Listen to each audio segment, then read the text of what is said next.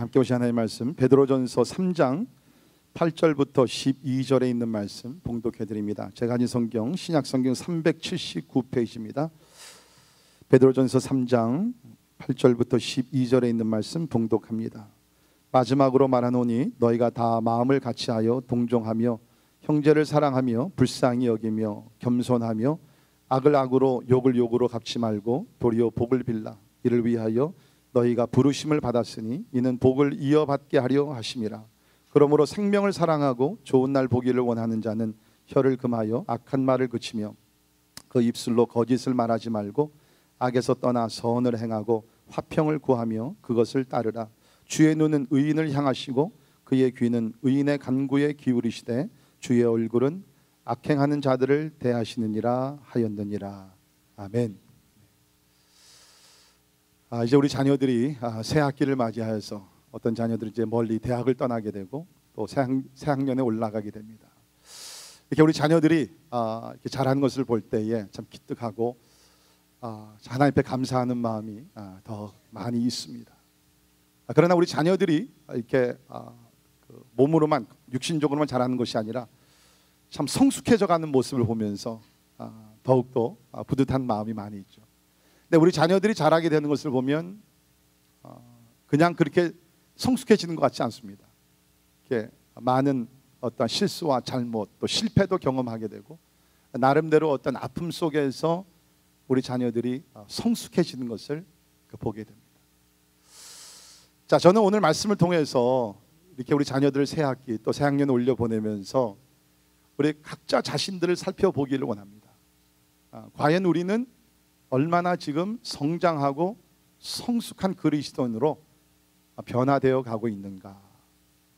예수를 믿은 지는 오래된 것 같은데 교회는 모태신앙인으로서 오랫동안 다녔는데 과연 나는 20년을 다녔으면 진짜 20년의 어떤 성숙한 모습이 있는가. 아니면은 한평생을 다녔으면 내가 진짜 한평생 다닌 만큼의 어떤 그리스도인의 그 성숙한 모습이 나에게 있는가. 한번 이것을 살펴볼 수 있기를 바랍니다. 우리 그리스도인의 성숙과 변화라는 것은요 저절로 되는 것은 아닙니다. 교회 마당을 오랫동안 밟았기 때문에 저절로 되는 것은 절대로 아니죠. 우리 히브리서 우리 5장 12절에 있는 말씀 보면 이런 말씀이 있는데요. 때가 오래되었으므로 너희가 마땅히 선생이 되었을 터인데, 그러니까 히브리서 저자가 이 수신자들에게 주는 말씀이 너희들이 예수 믿은 지가 오래되어서 이 정도 됐으면 선생이 되어서 다른 사람들 가르칠 수 있는 수준까지 와야 되는데 터인데 너희가 다시 하나님의 말씀의 초보에 대하여 누구에게서 가르침을 받아야 할 처지이니 단단한 음식은 못 먹고 젖이나 먹어야 할 자가 되었도다. 그러니까 예수 믿은 지 오래됐는데 아직도 little baby, childish, 미성숙한 어린아이의 모습으로서 진짜 이제는 좀 선생이 되어야 되고 단단한 음식을 the core teaching of God's word, 이제 교리적인 것을 좀 이해하고 좀 소화시키기 어려운 부분들도 소화하면서 그런 성숙한 모습을 가져야 되는데 아직까지도 still little child. 그러니까 안타까운 마음에서 히브리 저자가 이 말씀을 기록했어요.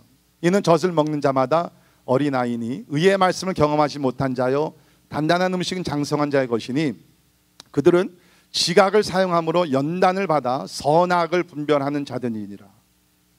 여러분 선악을 분별할 수 있는 영적인 통찰력과 분별력이 있습니까? 특별히 오늘날 같이 영적으로 우리가 종교적인 어떤 혼합 시대에 살고 있는데 선과 악을 진리와 비진리를 무엇이 이단이며 무엇이 참된 진리에 속한 것이며 분별할 수 있냔 말이죠.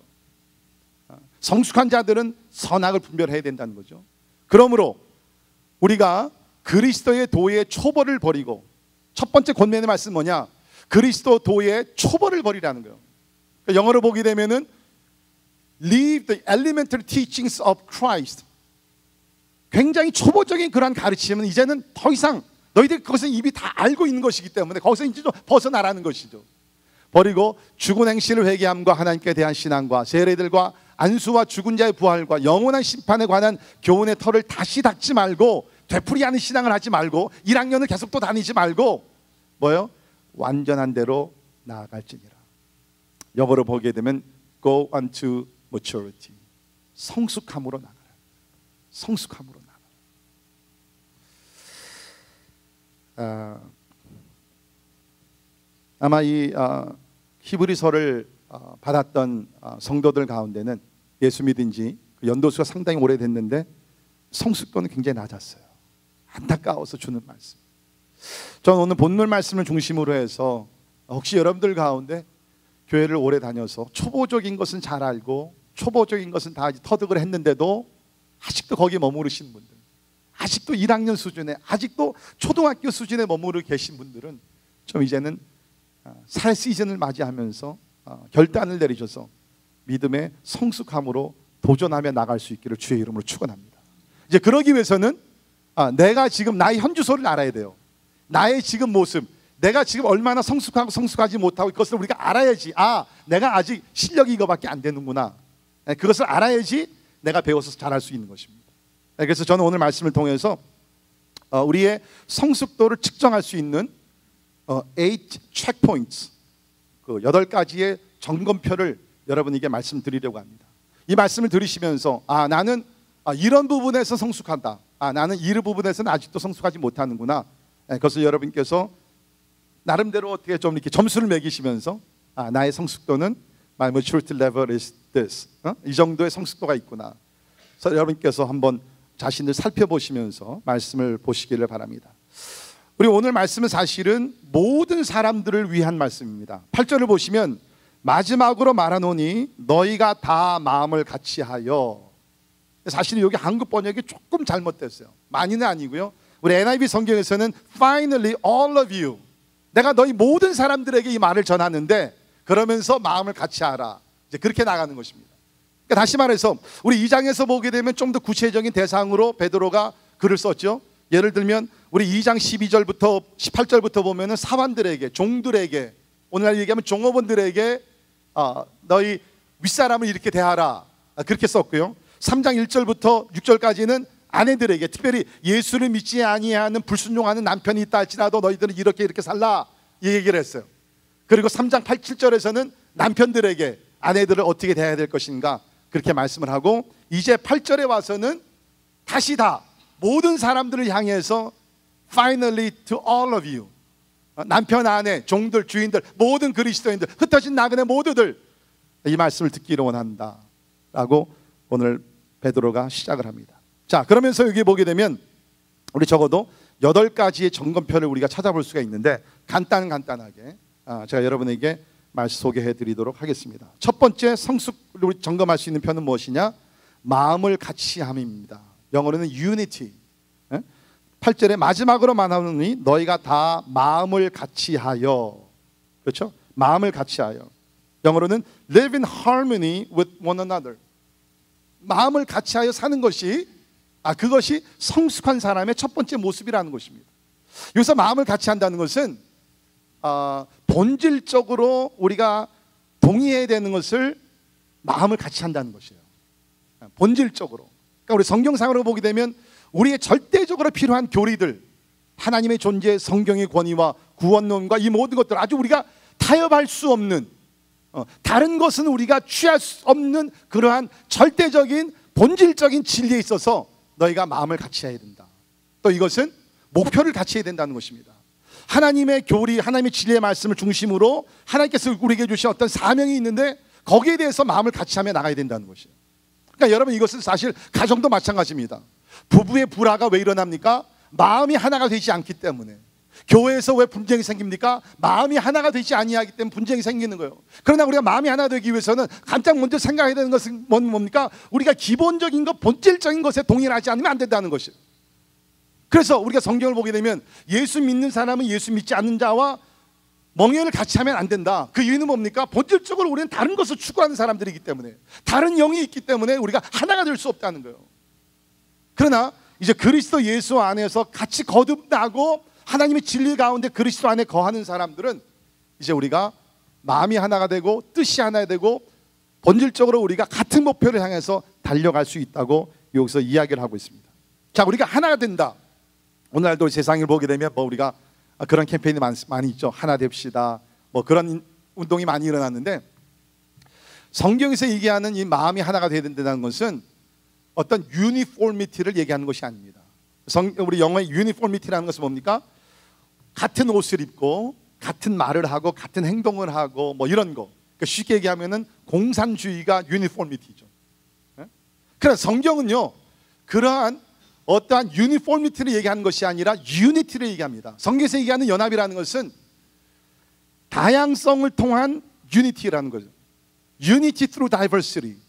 하나님은 우리를 창조하실 때 다 다르게 창조하셨어요. 우리 여기 앉아있는 성도들도 보면요, 같은 사람이 한 사람도 없습니다. 세상에 사는 60억 인구가요, 같은 사람이 한 사람도 없어요. DNA가 다 다르고 핑거프린트가 다 틀리고 다 틀려요. 같이 태어난 쌍둥이라 할지라도요, 다 틀립니다. 진짜로. 이승훈 집사님 맞아요, 틀려요? 너무 틀리죠. 다 틀리단 말이에요, 여러분. 근데 우리는 자꾸 그냥 그 다른 점들을 우리가 존중하며 우리가 오히려 그것을 We gotta know how to celebrate the differences.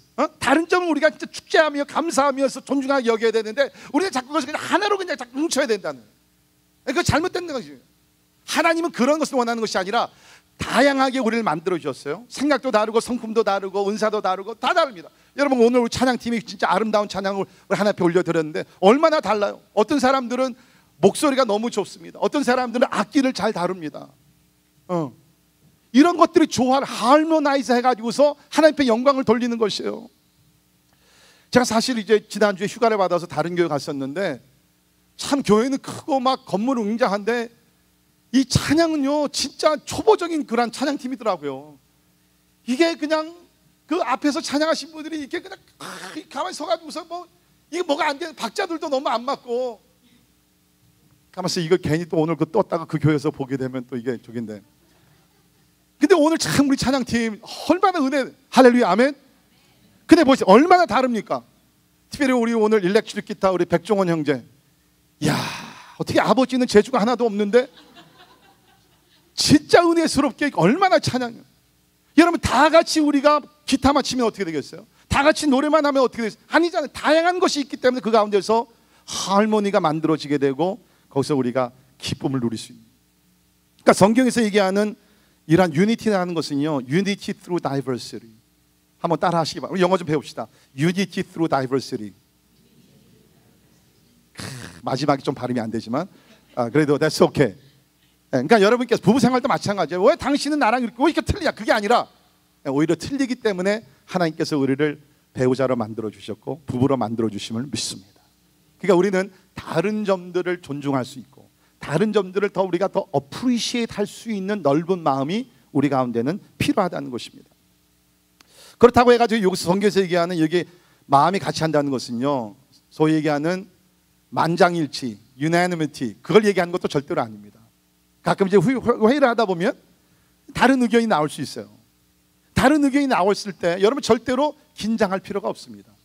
다른 의견이 나온다는 것은 그거는 우리가 그대로 받아들이고 오히려 기뻐해야 될 일이에요.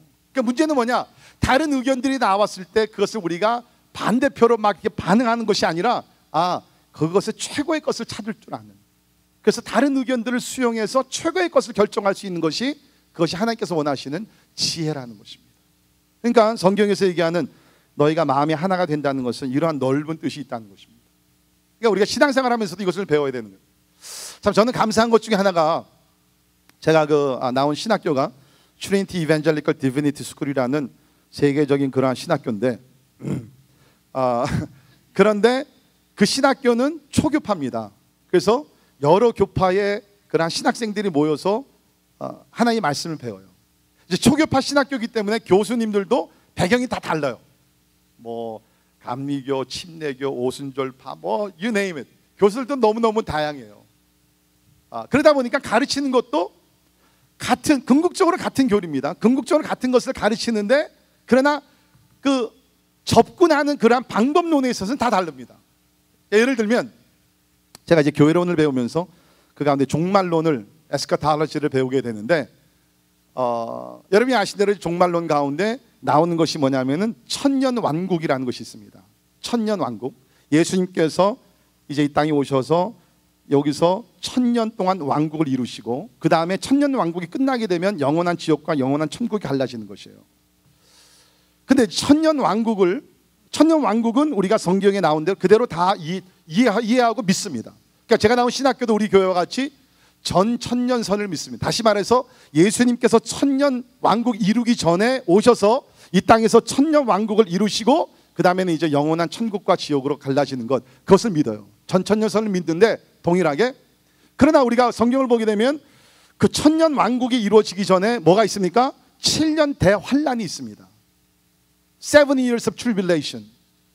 그러면 우리가 7년 대환란설을 놓고서 세 가지 견해로 갈라지는 것이에요. 그것이 뭐냐면 어떤 사람들은 예수님이 7년 대환란 전에 재림을 하셔서 우리가 7년 환란을 지나지 않고 휴거가 된다. 이거를 우리가 영어로는 pre-tribulation이라고 합니다. 그래서 우리 믿는 자들은 7년 대환란을 지나지 아니한다. 그것을 믿고 가르치는 그 교수들이 계십니다.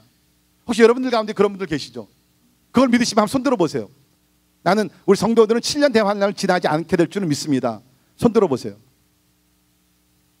아무도 없어요? 뭐가 뭔지 지금 정신이 지금 왔다 갔다 해요? 오케이. 자, 그런 교수님이 계시고요. 그런 다음에 우리가 다니엘서를 보게 되면 3년 반이 지나고 나서 아마 우리가 주님이 재림하시고 휴거될 것이다 라고 mid-tribulation을 가르치는 내용들이 또 나옵니다. 그 다음에는 우리 성도들도 7년 환란을 다 지나고 나서 주님 재림하시고 우리가 휴거될 것이다.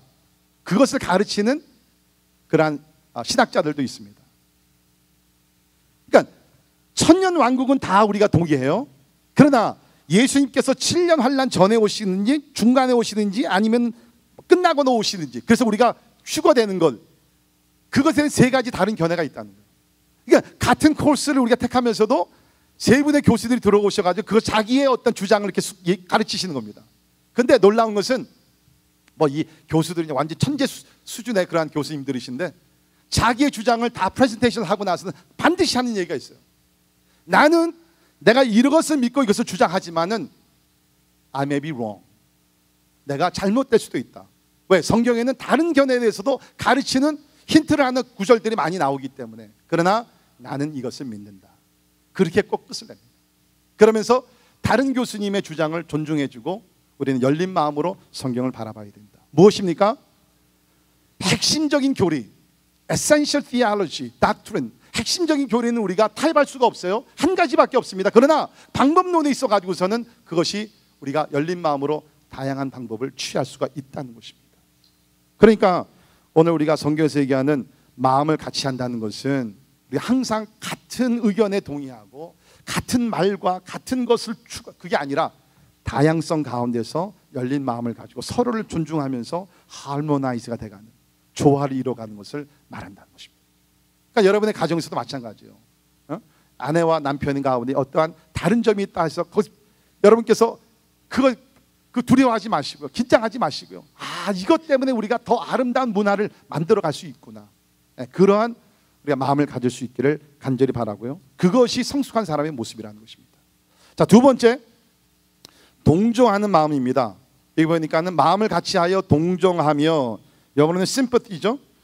여기 사용된 동정하며라는 단어는 우리 그전 성경에는 체휼이라는 단어를 썼는데 이것은 헬라어로 두 가지 단어가 결합된 것인데 같이라는 단어와 그 다음에 느끼다.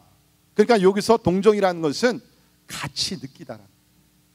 그러니까 성숙한 사람은 뭡니까? 이웃의 슬픔과 아픔과 또한 기쁨을 같이 느끼면서 동정하는 것이에요. 그것이 성숙한 사람의 모습이라는 것입니다. 로마서 12장 15절을 보면 이러한 말씀이 있습니다. 같이 읽습니다. 시작. 즐거워하는 자들과 함께 즐거워하고 우는 자들과 함께 울라. 자, 제가 여러분께 질문을 드립니다. 여러분, 이웃과 함께 즐거워하는 자들과 함께 즐거워하는 것이 쉽습니까? 아니면 우는 자들과 함께 우는 것이 쉽습니까? 네? 뭐가 쉬워요? 일부 예배 질문을 들었더니 두 가지 다 어렵다고 그러더라고요. 뭐가 쉬워요?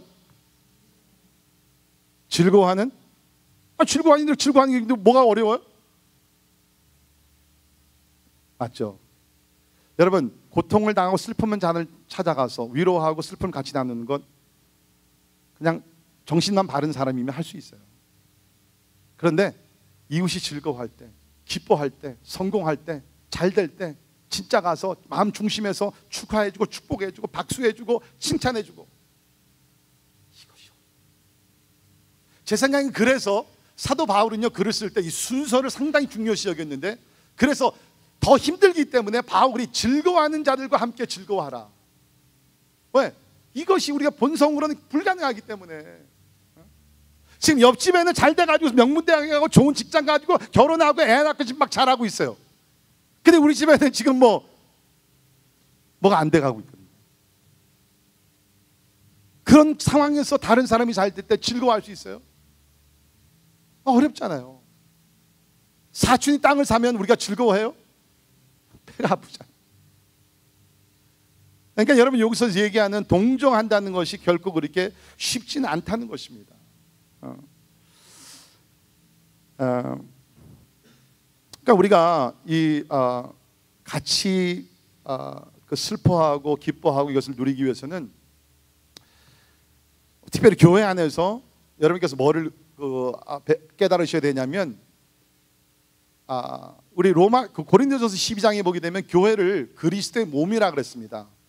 Body of Jesus Christ. 우리 몸을 보게 되면 지체들이 있죠. 머리가 있고 팔이 있고 발이 있고 손가락 다 지체들이 많이 있습니다. 그렇죠?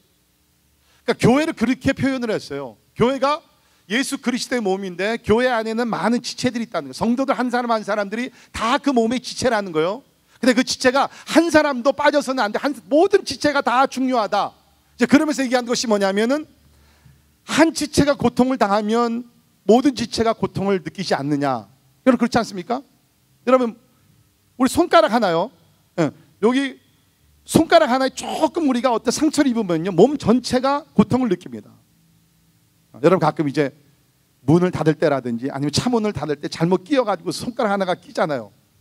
그러면 온몸이 그냥 막 전율이 흐르면서 막 아프잖아요. 마찬가지로 교회 안에서 한 지체가 고통을 당할 때 우리가 함께 그 고통을 느껴야 된다. 반대로 한 지체가 영광을 누릴 때 온 지체가 함께 영광을 나눠야 된다는 것이에요. 바라기는 여러분의 목장에서 함께 고통과 기쁨을 나눌 수 있는 사랑의 목장이 되기를 주의 이름으로 축원합니다. 우리 교회가 그런 교회가 되기를 바랍니다.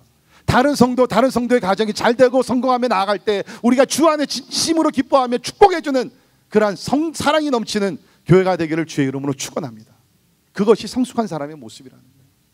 세 번째, 형제 사랑입니다. 형제를 사랑하며. 그렇죠? 여기서 나오는 형제 사랑이라는 것은요, 우리가 그 헬라어로서 파일로스라는 단어를 썼는데, 이거는 친구를 굉장히 애틋하게 사랑하는 그 단어예요. Brotherly love, friendship with affection. 그러니까 우리 친구들 가운데서도 진짜 내 몸같이 아끼고 사랑하는 친구들 있잖아요.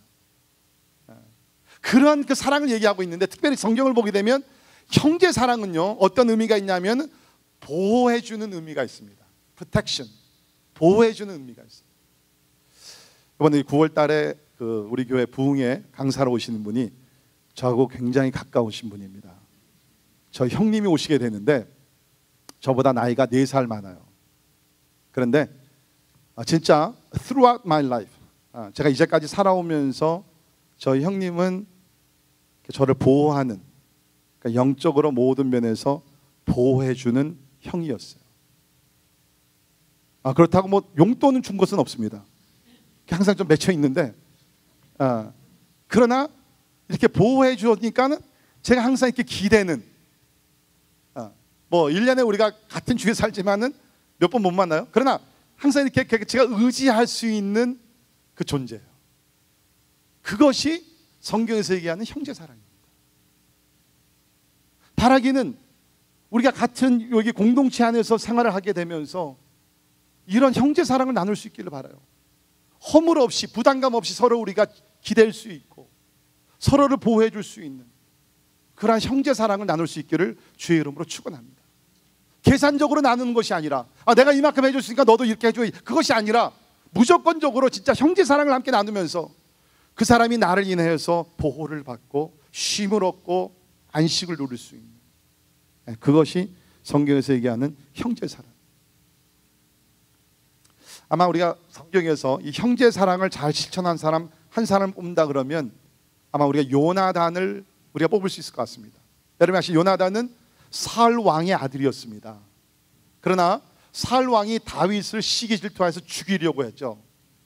그때 여러 차례 요나단이 자기의 목숨을 걸고 다윗을 보호해 줍니다. 뿐만 아니라 사실은 이 요나단은 사울 왕의 아들이었기 때문에 사울 왕 다음으로 왕이 될 수 있는 인물이었어요. 그러나 그는 믿음이 독특한 사람이어서 하나님의 섭리를 이해하고 따랐기 때문에 자기가 왕자를 탐내지 아니하고 하나님께서 다윗에게 기름 부으셔서 제2대 왕으로 세우실 것을 알았기 때문에 자기 왕자리를 내어줍니다. 이것이 brotherly love, 이것이 형제 사랑이에요. 내가 누릴 수 있고 내가 차지할 수 있는 것이지만 내 형제가 더 필요하기 때문에 그것을 양보해주고 배려해줄 수 있는 것. 그러니까 오늘 제가 이 말씀을 저도 준비하면서 느끼는 것이 뭐냐면 오늘날 우리 그리스도인의 삶, 저를 포함해서 우리 그리스도인의 삶은요 너무나 이런 것 너무 멀어져 있는 것 같아요. It's all about me. 그냥 내가 잘되고 내가 성공하고 내가 복되고 내가 그냥 뭐 물질로 축복받고 우리 자녀들만 그냥 It's all about me. 근데 여기서 보게 되면 It's all about others. 다른 사람들에 관한 것이에요. 형제 사랑. 이것이 성숙한 그리스도인의 세 번째 모습입니다. 자, 네 번째, 불쌍히 여기는 마음. 영어로는 compassion인데요. 8절에 보면 불쌍히 여기며. 우리가 성경에 보면 하나님의 속성이 많이 나오죠. 뭐 하나님의 사랑, 하나님의 거룩하심, 하나님의 자비, 인자하심 많이 나오는데 아마 그 중에서 가장 자주 나온 부분이 있다 그러면 하나님의 어떠한 그 불쌍히 여기는 마음, compassion, 하나님의 그 인자하심 아마 이것일 것입니다. 하나님께서 우리를 바라보시면서 그 불쌍히 여기지 아니하시면요 오늘 우리는 하나님 앞에 설 수가 없습니다. 제가 금요일 날 우리 요새 한국에서 워낙 지금 이제 교황이 방문하게 되면서 뭐 이것저것 얘기가 많아서 제가 그 천주교와 개신교의 차이 이런 것을 말씀을 드렸는데 이제 여러분이 아신 대로 천주교에서 마리아를 이렇게 섬기고 마리아에게 기도하고 마리아를 사랑하고 이제는 마리아를 예수 그리스도와 함께 동등한 대속자다, 리디머라고 그렇게 가르치는데요. 그 이유는 뭐냐면 왜 그렇게 마리아를 그렇게 신격화시키고 마리아를 더 가깝게 접하느냐? 그 이유는 뭐냐면 우리 기독교 역사를 보게 되면 특별히 가톨릭 중에서 처음에는 무슨 생각이 있었냐면요 하나님을 굉장히 무서운 하나님으로 천주교에서 가르쳤어요. 하나님을 굉장히 진노의 하나님, 하나님의 의로운 하나님 맞지만 그 의로우시기 때문에 우리 죄인들은 함부로 하나님 앞에 접근할 수 없다. 그런 율법적으로 많이 가르쳤기 때문에 사람들이 생각하기를 우리가 하나님 앞에 직접 나갈 수가 없으니까 그럼 우리가 어떻게 해야 되느냐? 그러면 하나님의 아들의 어머니 되시는 마리아를 통해서 우리가 나가야 되겠다. 그래서 마리아를 이제 추구하게 됐고 이제는 마리아를 신격화시키면서 숭배까지 하게 됐다는 것이죠. 그것이 잘못된 것입니다. 예, 맞습니다. 하나님이 거룩하시고 하나님은 의로우신 하나님이시고 진노하신 하나님 분입니다. 그러나 하나님은 어떤 하나님이세요? 죄인들을 향해서 불쌍히 여기시는 하나님이십니다. 믿으십니까? 우리를 불쌍히 여기셨기 때문에 하나님께서는 아들을 희생제물로 보내주셨어요. 불쌍히 여기지 아니하시면 왜 하나님께서 아들을 희생해서 십자가에 달려 죽게 했습니까? 우리를 너무너무 사랑하고 아끼니까 우리 죄를 구속하기 위해서 아들까지 희생하셨어요. 우리 하나님은 죄인들을 불쌍히 여기시는 하나님이신 것을 믿으시기를 바랍니다. 이것이 독생자 예수 그리스도가 이 땅에 오셨을 때 그대로 나타났어요. 그대로 트랜슬레이트 됐죠. 그래서 예수님께서 이 땅에 오셔서 사역하신 것이 사복음서에 많이 기록되어 있습니다. 그런데 예수님의 사역의 그런 모습을 보게 되면요 항상 그 무리를 향해서 민망히 여기시는 마음으로 가득가득 차 있습니다. 그 대표적인 예가 우리 마가복음 1장에 보게 되면 나병 환자를 고치시는 사건이 기록되어 있습니다. 성경이 이렇게 기록하고 있는데 한 나병 환자가 예수께 와서 꿇어 엎드려 간구하여 이르되, 그러니까 여러분께서 아셔야 되는 것은 그 당시 나병 환자 레프로시는 보통 일반인들과 같이 생활을 못했습니다. 한 2m 정도 거리를 두고 고립된 그러한 생활을 할 수밖에 없었고요. 그 다음에는 이 나병 환자들이 길거리를 다닐 때는 소리를 쳐야 됩니다. 무슨 소리를 쳐야 되냐면 I am unclean, I am unclean. 나는 더러운 사람입니다. 나는 불결한 사람입니다. 나는 정죄를 받은 사람입니다.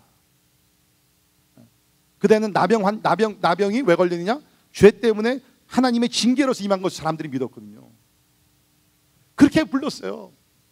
이런 환자가 예수가 지나가시니까는 간과히 이르되 원하시면 저를 깨끗하게 하실 수 있나이다. 자신이 없었어요. 왜? 이제까지 종교 지도자들, 바리새인들, 서기관들, 제사장들 모든 사람들이 아무도 자기를 도와주질 않았거든요. 아무도 불쌍히 여기질 않았거든요. 다 그냥 저리 가라고 밀어냈지 아무도 받아주질 않았거든요. 그러니까 원하시면 저를 깨끗하게 하실 수 있나이다.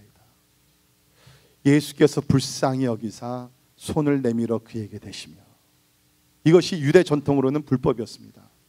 나병 환자를 만질 수가 없었습니다.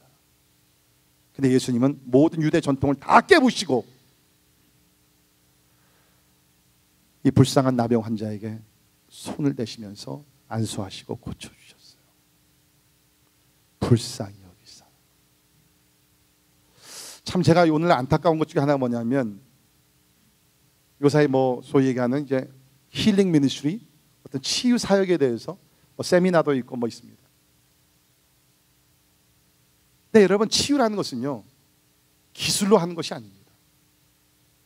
치유는요 예수님을 본받아서 그 영혼을 불쌍히 여기는 그 마음에서 시작되는 줄을 믿으시기를 바랍니다. 여러분들 누구 환자를 위해서 기도하실 때 절대로 여러분 초점을요 여러분 자신의 능력에 맞추지 마세요. 내가 기도하면 날까 안 날, 그게 아닙니다. 그 영혼, 그 병으로서 고통하며 신음하며 그 진짜 너무나 절망 가운데 그 있는 영혼을 사랑하는 불쌍히 여기는 마음, 그 마음이 있으면 병 고치는 은사가 혹시 없다 할지라도 하나님께서 여러분의 마음을 기쁘게 여기셔서 병든 자들을 고쳐주실 줄을 믿습니다. 테크닉이 아니에요. 예수님의 능력은요 사랑의 능력이었어요. 불쌍히 여기는 마음과 돼서 우러나는 그런 능력인 줄 믿습니다. 불쌍히 여기는 마음, 이것이 예수님의 사역하시는 모습이었어요. 저는 여러분께 질문을 드립니다. 여러분은 사람들이 많이 모여있는 곳을 지나다니시면서 무엇을 보시고 무엇을 느끼십니까? 무엇을 보시고 무엇을 느끼십니까? 제가 이번에 우리 휴가를 하면서 오랜만에, 진짜 모르겠어요, 한 10년도 넘었는데 오래간만에 우리 아들 둘이랑 같이 그 휴가를 같이 이제 저희 아버님 계신 곳으로 갔었는데, 그 타코마에 가서 1박 2일 저쪽 그 카나다 넘어서 밴쿠버 운전해서 한번 갔었어요. 근데 밴쿠버라는 도시가 너무 깨끗하고 아름답더라고. 진짜 조용하고. 그런데 그렇게 아름답고 그런 진짜 휴가하기 너무 좋은 그런 곳인데, 보니까 그 길거리에 그 노숙자들, 그 거지들 꽤 많아요. 놀랐어요. 카나다가 사회 보장이 잘 됐다고 있는 나라라고 알려졌는데 잘 모르겠습니다. 참 그 한 길을 이어가지 못해서 코너에 코너마다 그런 사람들이 구걸하는 것을 보면서 진짜 여기에 교회를 하나 세우면 좋겠다. 그 불쌍한 영혼. 우리는 지쳐가는 사람들을 보면서 무엇을 바라봅니까? 저들의 외모를 바라면서 저 사람 굉장히 패셔너블하다, 명품 들고 다니는구나, 저거 얼마게. 그거는요 아직 성숙하지 못한 사람들이에요. 그 세속적인 사람들이에요.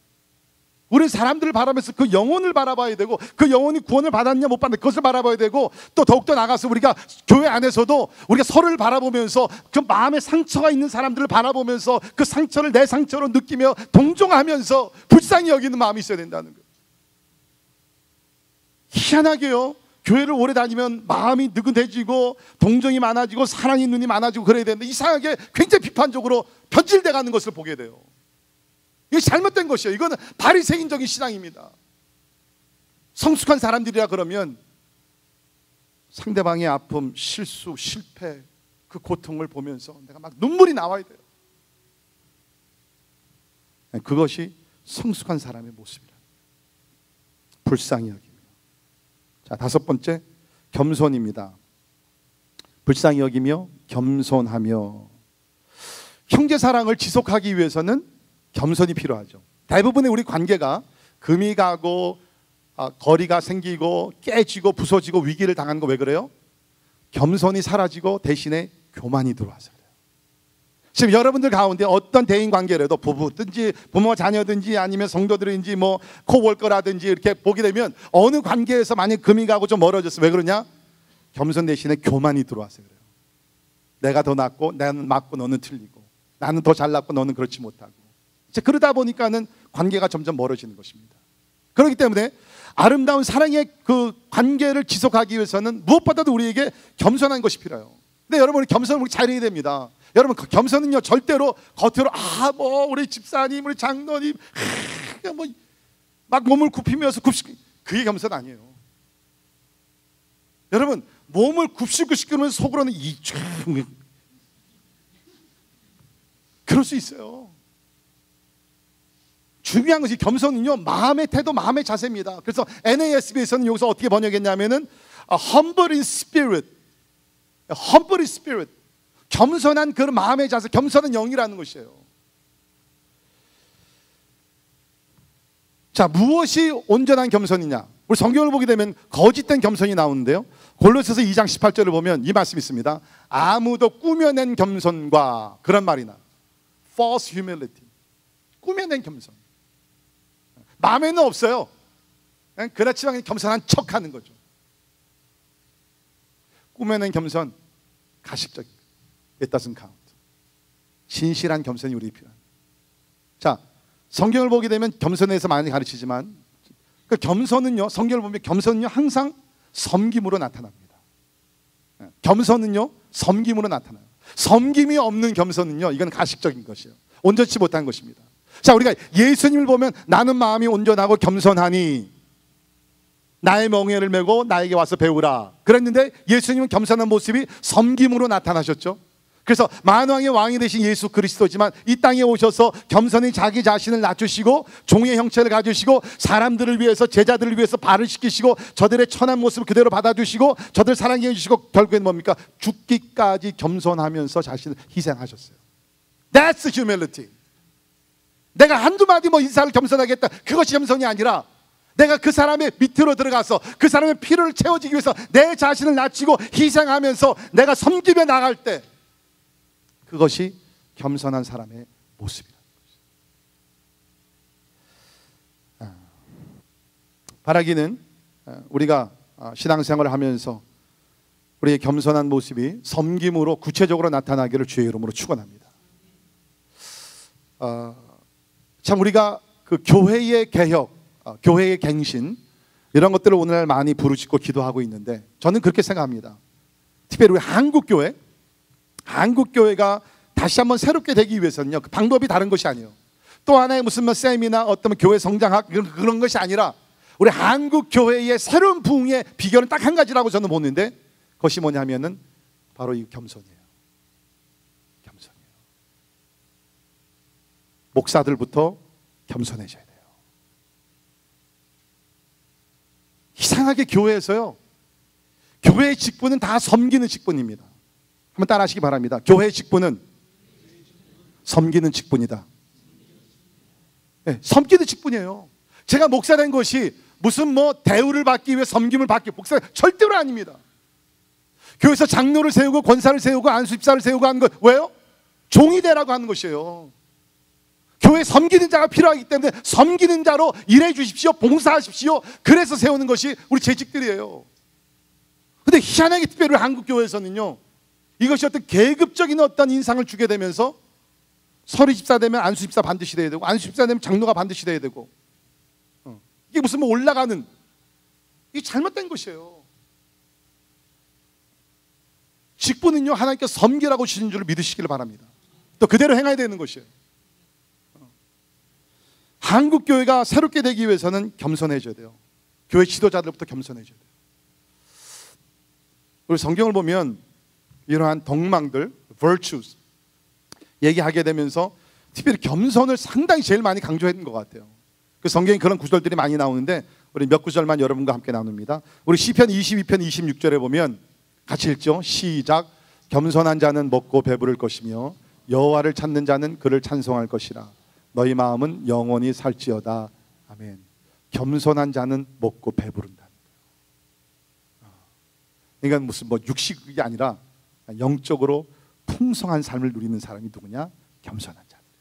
그 다음 보시면 교만이 오면 욕도 오거니와 겸손한 자에게는 지혜가 있느니라. How true that is. 여러분, 교만한 사람들은요 자기는 막 우쭐쭈거리면서 다니죠. 그런데 주변에 있는 사람들이 다 뭐해요? 뭐해요? 욕합니다. 여러분 그거 아셔야 돼. 사람들이 여러분 그냥 뭐 어떤 지위가 있고 무슨 권세가 있어서 뭐 이러겠지만요, 여러분 이제 교만하게 거만하게 이렇게 하고 다니면요 다 돌아서는 미친놈. 그래요. 성경이 너무너무 진짜 진리로 충만한 거예요. 교만이 오면 욕도 오거니와 겸손한 자에게는 지혜가 있느니라. 하나님과 사람 앞에 겸손해서 지혜로운 자들이 되기를 주의 이름으로 축원합니다. 다음 절을 보면 겸손과 여호와를 경외하며 보상은 재물과 영광과 생명이니라. 할렐루야. 여러분 돈 벌기 원하시죠? 아멘. 야, 또 거짓말하네. 다 원하시잖아요. 돈에 미치잖아요. 돈 벌 수 있는 방법이 있다는 거예요. 뭡니까? 겸손과 여호와를 경외하며 보상은 재물이 나오는 거예요. 천국 가세의 상급뿐만 아니라 하나님께서 이 땅에서 재물을 주실 수 있는 그 방법이 있는데 그것이 뭐냐? 겸손과 하나님을 경외함이라. 이제 여러분 왜 돈 못 버신 줄 알았죠 이제. 자, 다음으로 넘어갑니다. 같이 읽도록 하죠. 시작. 사람이 교만하면 낮아지게 되겠고 마음이 겸손하면 영예를 얻으리라. Again, how true this is. 사람이 교만하면요, you think that you are the highest and 가장 높은 자리에서 뭔가 된 것 같죠? 아니에요. 아까도 얘기했지만 뒤를 돌아 사람들이 비웃었습니다. 죄송합니다. 저 병신 같은. 한마디 더 하면 꼴값하네. 그렇잖아요. 사람이 교만하면요 높아지는 게 절대로 아니에요. 자기만 높아진 거 사람들이 다 비웃어요. 근데 겸손하면 영예를 얻게 된다. 생각해 보세요. 너무너무 중요한 것이. 자, 우리 다음 번으로 넘어갑니다. 6번째. 자, 우리가 성숙한 것을 어떻게 측정할 수 있느냐? 이제 좀 힘들어져요. 자, 우리 여기서 이제 8절에서는 거의 5가지는 대부분이 다 내가 마음으로 생각하는 것, 나의 자세와 태도를 얘기했고요. 이제 9절에 와서는 말과 행동을 얘기합니다. 그러면서 이제 9절에서는 뭐냐? 용서를 얘기합니다. 9절에 악을 악으로 욕을 욕으로 갚지 말고 도리어 복을 빌라. 이를 위하여 너희가 부르심을 받았으니 이는 복을 이어받게 하려 하심이라. 아마 우리가 세상에 살면서 우리가 가장 하기 어려운 것 중에 하나가 원수를 용서하고 사랑하는 것일 것입니다.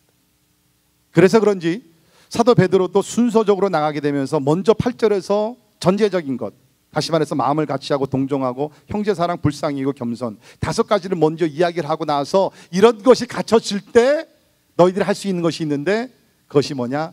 원수를 용서할 수 있다. 쉽지 않아요. 어렵습니다. 그러나 성숙한 모습으로 우리가 사람으로 변화되기 위해서는 반드시 이것을 해야 되는데, 여기서 원수 갚는 것이 도무지 어떻게 하는 것이 우리가 원수를 사랑하는 것이냐 용서하는 것이냐, 여기서 2가지를 얘기하는데요. 첫째는 원수를 갚지 말아야 됩니다. 내가 스스로 원수를 갚으면 안 돼요. 아마 여러분 생각에 목사님 그래도 그 사람이 얼마나 나를 괴롭혔는데 그냥 밤마다 나타나서 나를 괴롭게 하는 그 왼수, 원수를 갚지 말라고요? 나에게 준 상처, 나에게 준 피해를 생각하면 목사님 그런 얘기 함부로 못 하실 겁니다. 가끔 저에게 와서 상담하면서 그러신 분들 계세요. 저도 그런 얘기를 들으면 어떨 때 가슴이 터지고, 그래 가서 그냥 뒤를 박으십시오.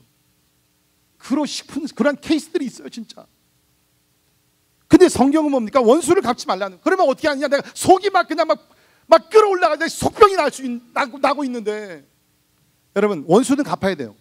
그런데 내가 갚는 것이 아니라 하나님께서 갚도록 하나님께 맡기셔야 됩니다. 우리 로마서 12장 19절을 보시면 같이 읽죠. 시작. 내 사랑하는 자들아, 너희가 치리 원수를 갚지 말고 하나님의 진노하심에 맡기라. 기록되었을 때 원수 갚는 것이 내게 있으니 내가 갚으리라고 주께서 말씀하시니라. 아멘. 주일학교 때부터 배운 진리예요. 원수는 하나님께서 갚으신다. 근데 제가 가만히 좀 생각을 해보니까 왜 성경에서 원수 갚는, 아야 우리도 원수 갚지 말라고, 하나님도 원수를 갚지 말으셔야지. 그렇지 않습니까? 근데 왜 하나님은 원수를 갚으신다 그러느냐? 자, 잘 들으세요. 왜 하나님께서는 우리에게 원수를 갚지 말라 그러냐면, 첫째는 원수를 갚을 수 있는 자격을 가진 분은 하나님밖에 없다는 거예요. 우리는 많은 경우에 원수 관계가 생기면은 나는 잘했고 나는 100% 다 맞았고 그런 생각하지만, 사실은 부분적으로 보면 partially speaking 여러분의 잘못도 있어요. 동의하세요? 네, 동의하시죠? 그러니까 우리는 자격이 없다는 사실은. 그러나 하나님은 완전하신 공의의 하나님이십니다. 하나님이 실수가 없고 불의가 없으신 하나님이십니다. 그러니까 하나님은 사실은 불의를 심판할 수 있는, 원수를 갚을 수 있는 자격을 갖추신 분이에요. 그런데 그 하나님은 불쌍히 여기시는 마음을 가지신 하나님이에요. 그러니까 하나님은 원수를 갚으시되, 왜 공의 하나님이니까 불의를 그냥 넘어갈 수 없거든요. 불의를 분명히 심판하셔야 되거든요. 근데 하나님 불쌍히 여기는 마음이 있어서 우선은 기회를 줍니다. 그 사람이 잘못을 깨닫고 회개하고 돌이켜서 새로운 사람이 되기 위해서 기다리십니다. 그러다가 그 사람이 깨닫지 못하고 계속 죄악을 범할 때는 하나님께서 원수를 갚으십니다. 여러분, 아까 다윗이 얘기했지만 사울 왕이 다윗이 잘못한 것이 없어요. 다윗은 왕을 위해서 목숨을 버리며 골리앗과 나가 싸웠습니다. 근데 오해가 시기 질투해가지고서 사울 왕이 다윗을 죽이려고 했거든요. 그 진짜 수년간을 여기저기 도피하는 생활을 다니면서 마음이 괴로울 때 다윗이 어디서 소망을 찾았어요? 하나님이 원수를 갚으신다. 나중에 시편 37편 읽어보세요. 그 시편을 읽다 보면 하나님께서는 악인들을 가만두지 아니하시고 언젠가는 하나님께서 이것을 다루시겠다는, 거기에 위로를 받고 다윗이 인내하면서 10여 년을 기다리며 나갑니다. 우리도 마찬가지예요, 여러분. 그래, 내가 용서해, 내가 참아야지. 그것도 부족해요. 하나님께서 아시고 하나님께서 모든 것을 처리하실 것이다. 그 믿음이 있을 때 여러분의 맺힌 것이 풀어지게 될 줄을 믿습니다. 자, 그런데 여기서 보게 되면 거기서 끝나는 것이 아니라 원수를 갚지 말 뿐만 아니라 복을 빌라, bless them, 복을 빌어주라는 것이에요. 하나님, 오케이, 원수 갚지 말라 그랬기 때문에 내가 원수도 안 갚겠습니다. 내가 결단합니다. I promise you, I will not revenge. 그런데 하나님, You're telling me to bless them? 저들을 축복하라고요? 다 못합니다. 여러분, 사실요, 원수가 생기면요, 근간히 우리 마음속에 무엇이 있어요? 그 원수가 잘못되기를 바라죠. 그런 생각 있죠? 그죠? 차 사고가 나면 좋겠고, 다리를 다쳤으면 좋겠고, 사업이 안 됐으면 좋겠고, 그러한 인간의 아주 그 본능적인 잘못된 생각을 하나님은 아셨기 때문에 그런 생각을 버리고 복을 빌려요. 여러분 한번 해보세요. 진짜로 한번 해보세요. 여러분 제가 많은 경우에요, 제가 설교를 하면서요, 제가 삶에 실천하지 못하는 것 설교 못합니다. 한번 해보세요. 여러분. 그냥 눈을 감고, 처음엔 안 나와요. 이를 악물고 주여 축복합니다. 하나님, 내 마음은 원치 않지만 말씀에 순종하면 내가 복을 빕니다. 하나님, 그 원수를 잘 되게 하시고 형통케 하시고 하나님의 의의 도구가 되게 하시고 축복해 주옵소서. 그러면요, 놀라운 변화가 일어나는데 뭐냐?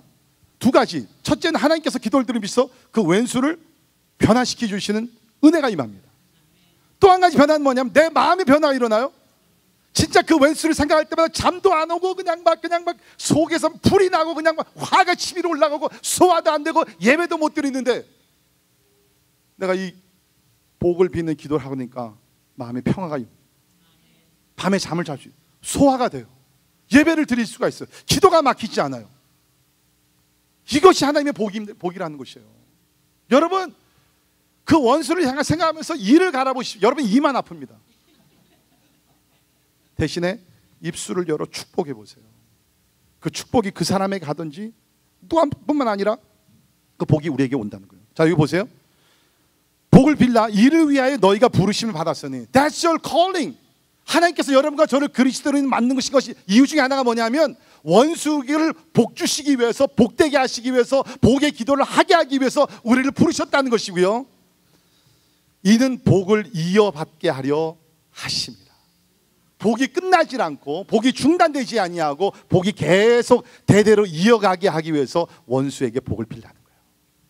그러지 않기를 바라지만 혹시 여러분들 가운데 대인관계로 인해서 원수를 맺고 있는 분도 있습니까? 기억하십시오. 원수를 맺고 있는 그 순간까지는요, 하나님의 복이 멈추고 있다는 거예요. 제 얘기가 아닙니다. 하나님의 말씀입니다. 이제는 문제는 뭐냐면 그 사람과 나의 관계가 문제가 아니라 하나님과의 나의 관계에 있어서 하나님의 복이 나와 내 후손 대대로 물러가게 하기 위해서는 뭡니까? 내가 그 원수를 용서하고 사랑하고 더욱더 나가서 복을 빌어줘야 돼요. 그때에 복을 계속 이어받게 될 줄을 믿습니다. 자, 이제 그 다음에 7번째, 성숙한 그리스도인의 모습은 뭐냐? 혀를 금하는 것입니다. 자, 10절에 그러므로 생명을 사랑하고 좋은 날 보기를 원하는 자는 혀를 금하여 악한 말을 그치며 그 입술로 거짓을 말하지 말고. 혀를 금하는데 악한 말을 그치며 그 입술로 거짓을 말하지 말고. 진실이 아닌 것, 허위로 만들어서 말을 전하지 말라는 거예요. 영어로 얘기하면 gossip. 그렇죠? 우리가 말을 전할 때 이 사람은 이렇게 얘기했는데 거기서 더 불려가지고 막 더해서 이야기를 합니다. 그러니까 완전히 이게 두세 사람이 이렇게 전달돼 가면 완전히 다른 이야기가 나와요. 그렇게 되면서 본인들은 상처를 받게 되고. 혀를 금하라는 거예요. A controlled tongue.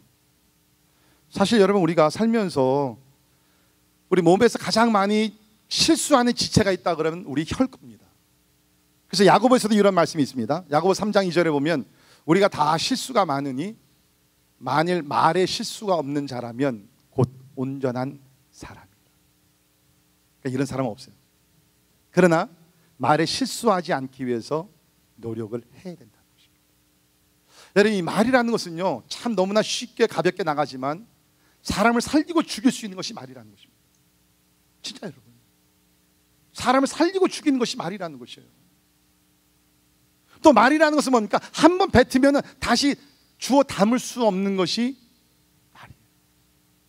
아무리 여러분께서 가서 설명을 하고 아니 사과를 아니 그게 그것이 아니었고 이 뜻이었어 한다 할지라도요, 그 사람이 그 말을 들었을 때 받았던 상처와 충격과 모든 것은요 완전히 치유가 안 됩니다. 그러니까 우리는 항상 말을 할 때 입에 자갈을 물고, 야고보가 얘기하는 거예요.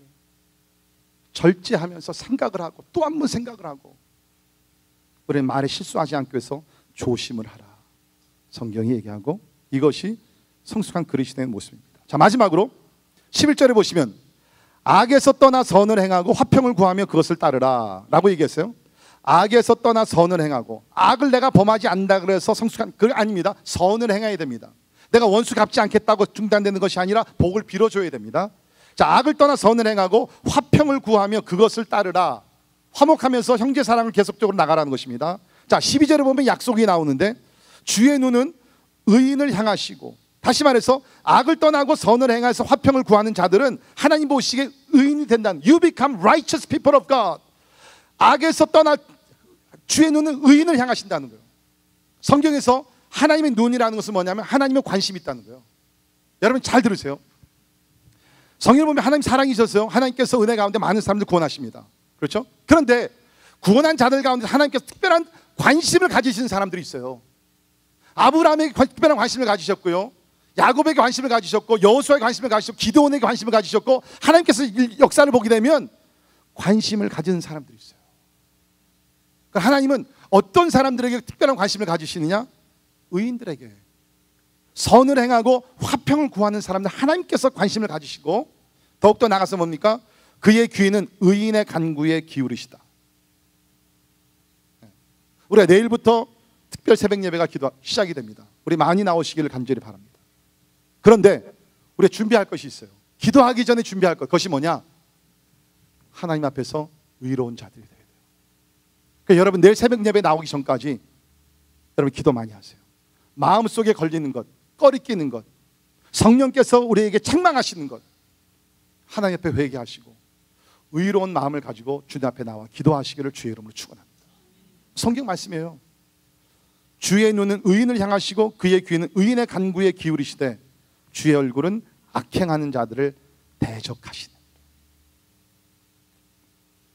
자, 오늘 제가 8가지 말씀드렸어요. 체크포인트. 마음을 같이함, 동정하는 마음, 형제사랑, 불쌍히 여기는 마음, 겸손, 용서, 혀를 금함, 선과 화평. 이게 내가 얼만큼 성숙한지 점검해 볼 수 있는 좋은 표가 됩니다.